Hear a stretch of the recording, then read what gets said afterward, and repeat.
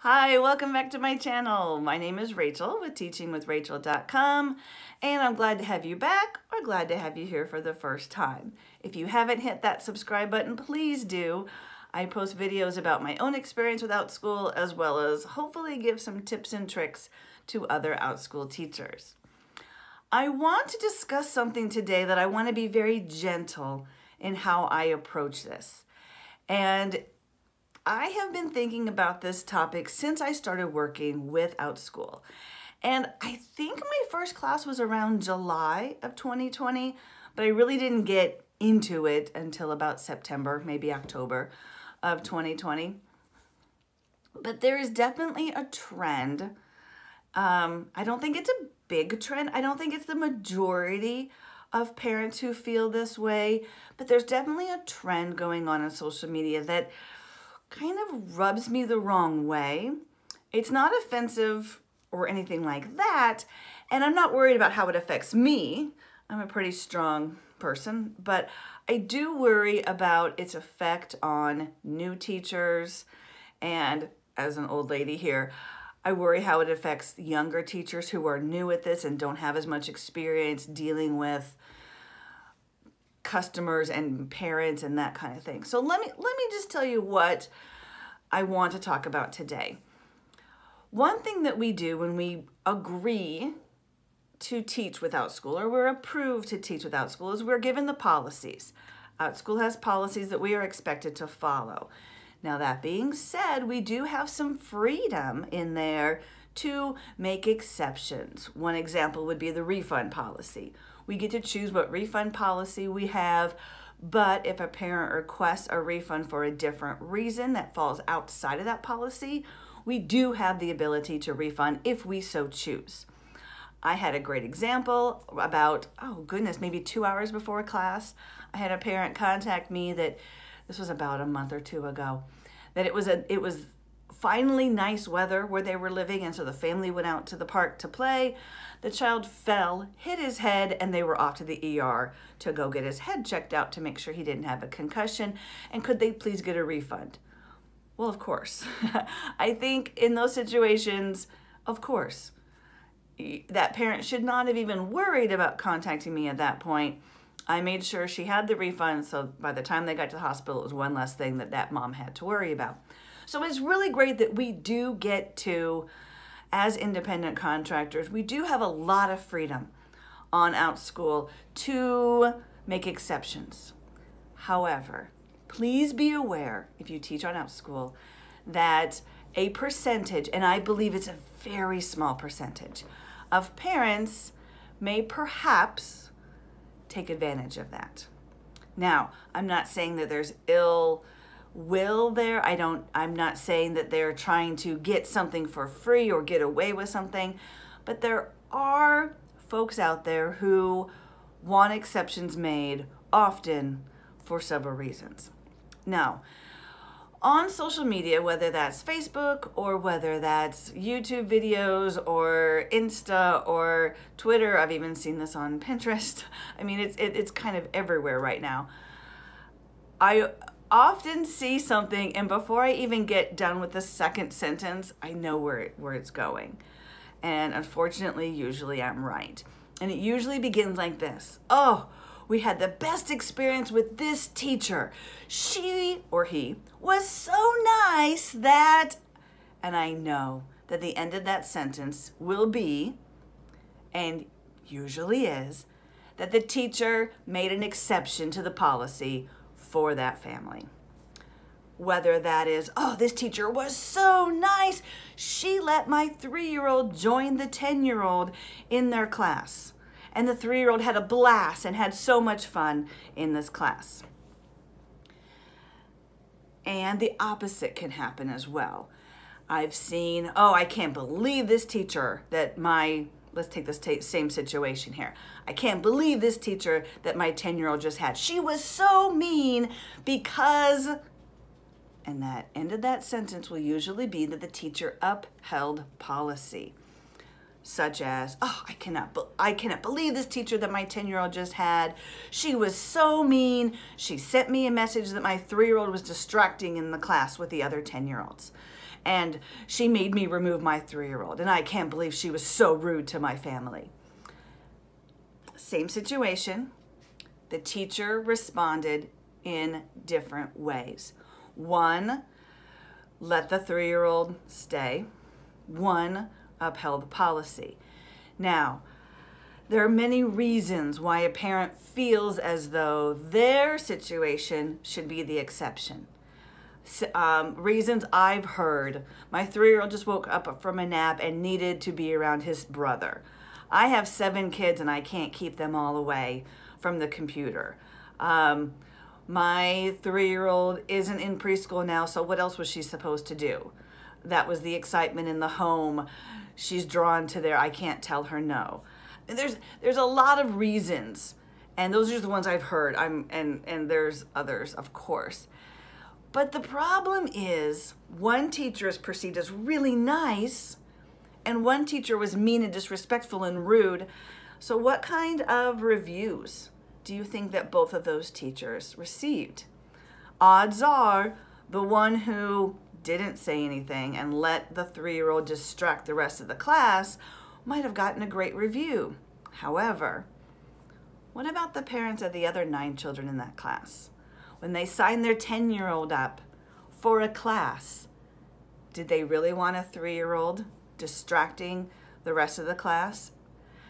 And what's hard as a teacher is there is so much that we need to do to provide a quality class. Not only are we working really hard to provide the curriculum, fun activities, engaging activities, we are also trying to meet the need of every single learner in that class, every single paid learner in that class. That's our job. It is honestly not our job to babysit younger siblings for an hour. It just isn't. And I know that that's really hard for some parents to hear. I know that. But it's not. When the 10-year-olds in the class are all learning about something, that's what their focus is on. As a teacher, we've all gotten comments and reviews from parents that were not happy about things that were completely out of our control. My last 4-star review, for example, the parent was upset because another learner had a background, a digital background, and it had a unicorn on it. I don't even remember it. It wasn't distracting to me, and it did not seem to be distracting to everyone else, but her daughter likes unicorns, and this other child had a background with unicorns, and that was too distracting, and I should have done something about that. Not to mention that as a teacher, we can't control whether kids change their background. That's another story for another day. But as a teacher, we have to look at the big picture. We are there to teach the students, the learners, the children who we are teaching, who have paid to enroll to teach. And it's simply not cute when a 3-year-old is distracting to all the other learners. And it is our job to uphold policy. There is a policy for a reason. And again, I say that gently. I know that sometimes parents just need a break, want a break. And it's easier if your younger sibling just goes and sits with the older sibling and just you have a break for an hour. But again, there are policies in place for that reason. And I'm not attacking any parents. Goodness, parenting is the hardest thing we'll ever do. But please consider what we are teaching children. That nice teachers just let things go, and mean teachers uphold policy. Let's ask ourselves, why is that teacher not upholding the policy?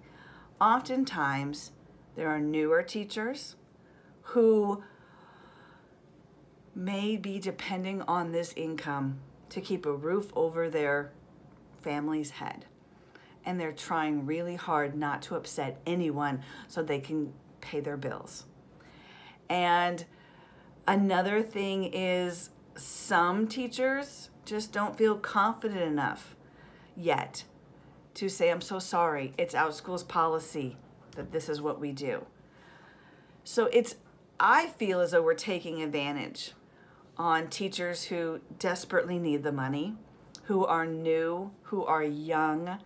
We're taking advantage of them and causing them to let things go, which will then negatively affect the quality of their class.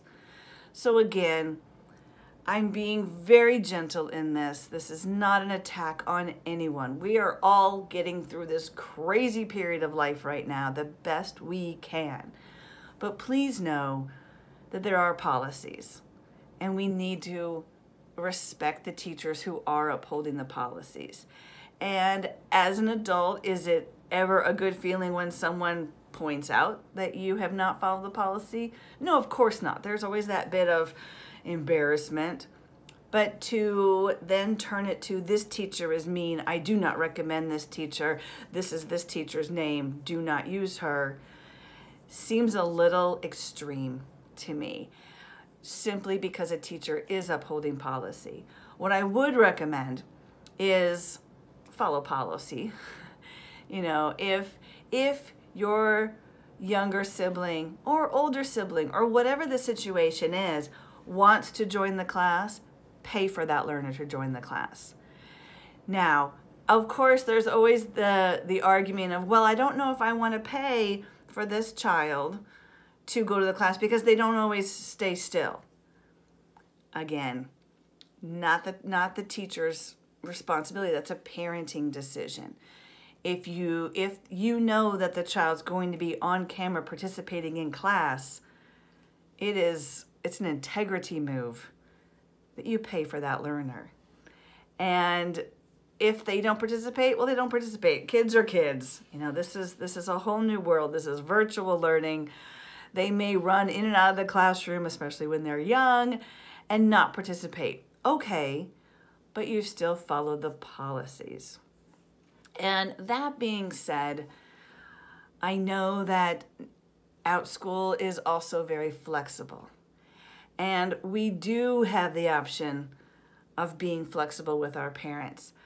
But this small percentage of parents who are taking advantage are making it harder for a lot of us teachers to want to reach out and to give that benefit of the doubt and to bend the rules a little bit here and there when it's expected. When we get negative feedback, when we don't succumb to what parents want. Now, that being said, on a personal level, I have amazing parents in my classes. We have just experienced, as a whole country here in America, horrible snowstorms. And especially our friends down in Texas have been very, very badly and still are badly affected by this. Now, my effect was very minimal compared to them, but I did have to cancel classes because of it. It changed our schedule. I was not able to then teach because I had to do something else.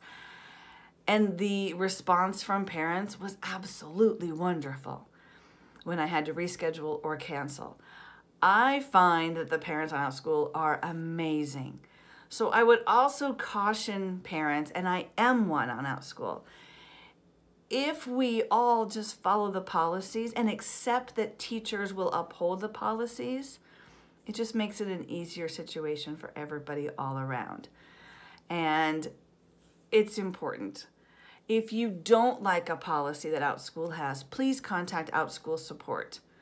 Please ask for the policy in writing. Please tell them you don't like the policy if that's the case and you want it changed. You can work on changing things with Outschool as well. But to, again, say one teacher is nice for letting you get away with not following policy and one teacher is mean and rude and disrespectful for upholding policy is, I believe, not the way to go about it. So I hope I was able to say this gently. I hope that I'm not twisting a knife into anyone's back, because that is never my intention at all. I do want the best for the learners in the entire class. I talk about this a lot with my older kids. My older kids are 7 to 11 in the classes that I teach. And we talk a lot about how we work together because every single person who is enrolled in my class is important.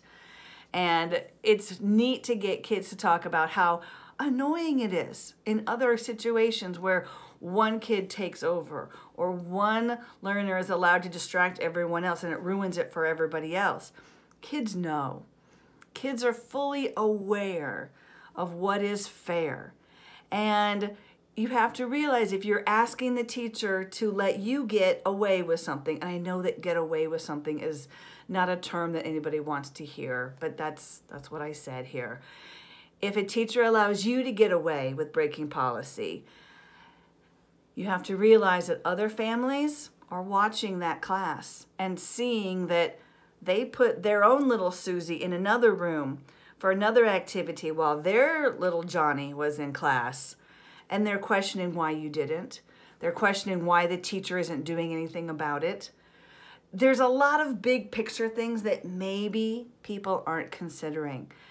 And again, we're all just trying to get through this crazy pandemic time. It is stressful for everyone. Everyone reacts to their stress in different ways. If you do need a break, please, as a parent, take those breaks, but please do not do it in the expense of a teacher and put them in a situation where they have to not only do everything to make sure that your one student has a quality class, but that everyone enrolled in that class has a quality class and every single person's needs are met while upholding the policy. I hope this was helpful. If you are a teacher, please don't worry about being that horrible that horrible teacher for upholding policy. Outschool will back you up. Policies are policies for a reason. They are there for the good of all. And as a parent, hang in there. Please know your policies, follow the policies, respect the teachers who uphold them as well. All right. Again, I hope I was pretty gentle in this and I've not done anything to offend anyone in particular. Have a great rest of your weekend, rest of your day. Happy teaching on Outschool. Bye-bye.